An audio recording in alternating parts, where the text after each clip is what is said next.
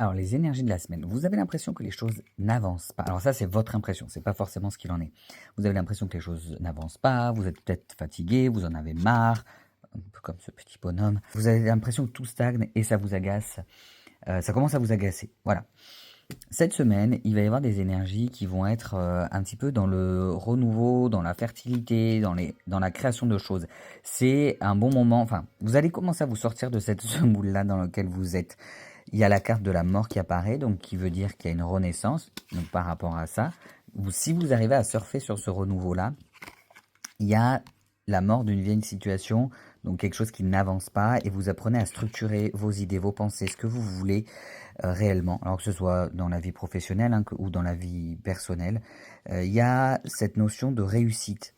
Même si c'est seulement réussir à fixer vos objectifs ou seulement réussir à apprendre quelque chose. Si vous étiez dans cette espèce de stagnation, c'est bien qu'il y avait quelque chose à apprendre. Et là, les énergies, elles sont assez propices pour ça.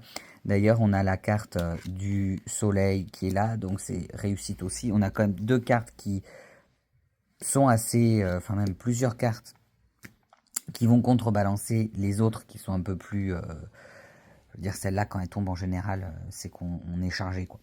On emporte beaucoup. Et là, donc, le soleil, c'est de la réussite, du succès.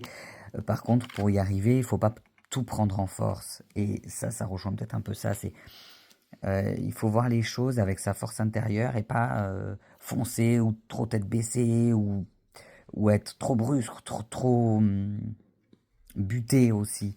Non, il faut faire les choses avec votre instinct, avec maîtrise, mais maîtrise profonde des choses en fait. Et on en vient à réussir à tirer des enseignements de cette stagnation qui a eu lieu.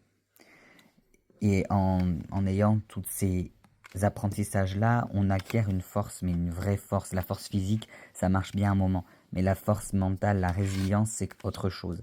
Et ça permet de réussir vraiment les choses et de se lancer dans des projets qui sont fructueux.